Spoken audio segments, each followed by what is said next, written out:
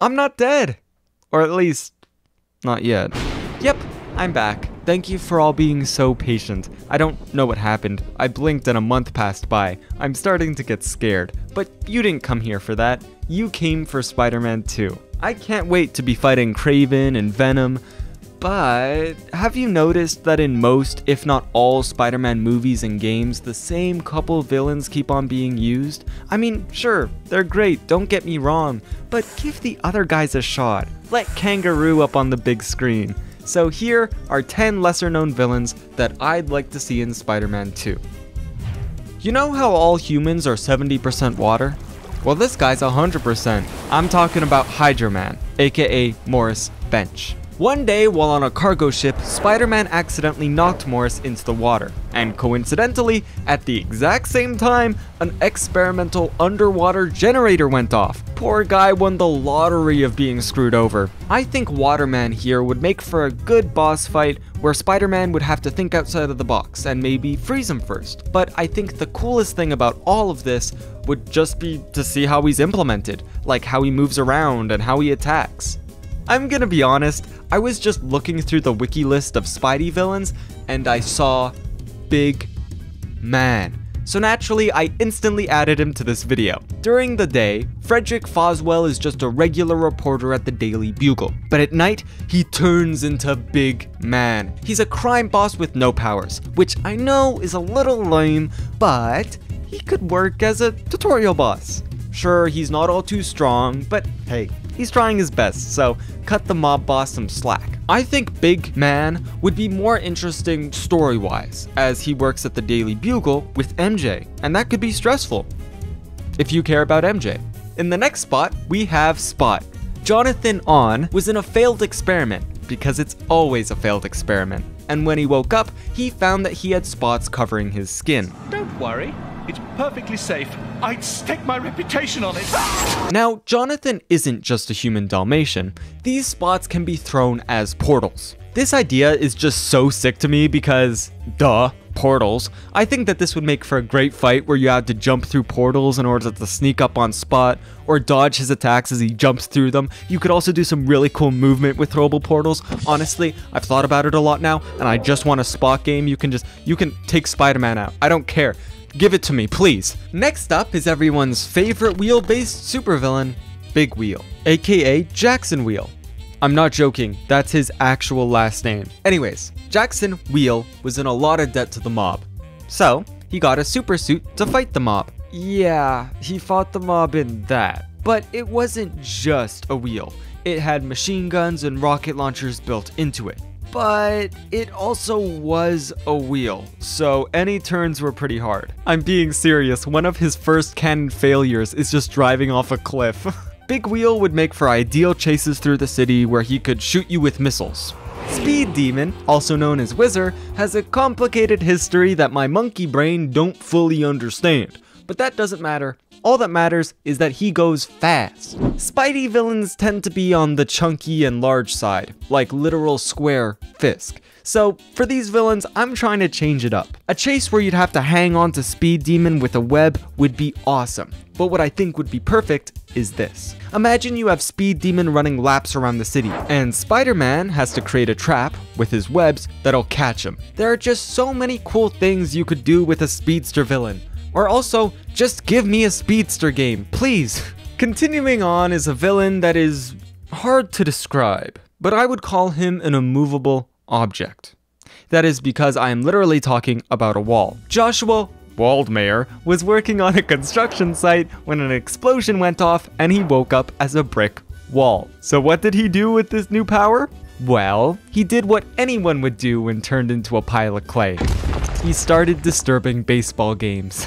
Now look, he may seem like a joke character, but Spider-Man was unable to hurt him with his webs, so S tier already, put him right next to Thanos. Anyways, the umpire kicked them off the pitch, so instead, they just talked out their problems.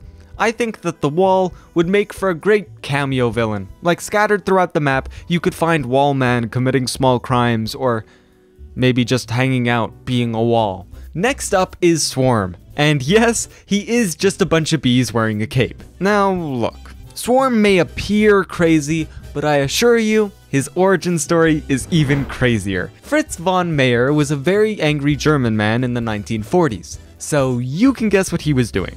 After that, he flew over to South America and started studying bees. He wanted to create a pheromone that would let himself control killer bees. Not actually a bad idea, that would be sick. So he created the pheromone, but unfortunately it didn't work. Instead, the bees swarmed him and they ate him alive, so his plan went slightly off course. Then, as he died, his consciousness somehow merged into the bees, and now you have Bee-Man. Swarm is, you know, just a bunch of bees, so fighting him would be a little tricky. But I think he'd make for a great weak spot battle. Like, Swarm is usually invincible, but if you attack the queen bee, then you can start to do some damage. That, or you could just use bug spray because that is his canon weakness. I'm starting to think that Marvel fired the person in charge of naming characters because this next guy is just called Gog. Gog is an alien who crash landed on Earth and was raised by Kraven. Later on in Gog's life, he would get the ability to change his size. He can grow up to 300 feet tall, which is almost as tall as Shaq. I'm not joking. That man scares me. Gog would make for a great monster battle. Like, sure, Pete's enemies are usually bigger than him, but not 100 times bigger. I imagine this fight would play out like a Shadow of the Colossus battle, except we have webs, so it's instantly 2 times cooler. Swimming up next is Tiger Shark.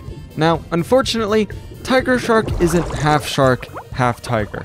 I know what you're thinking, I thought it too. But instead, Todd Arliss was an Olympic swimmer who injured himself. So, some scientists took some Namor DNA and just shoved it inside of him. Man, we've gotta stop putting random DNA in people. It almost never works. The experiment changed Todd. His teeth grew sharp and he grew gills. I think Tiger Shark would make for a great addition because it means that we'd be fighting in the water. Now I get it, there isn't a living soul with an IQ above 10 who likes water levels, but I think it would make for a great change of pace. Spider-Man is almost always fighting on land and maybe sometimes in air.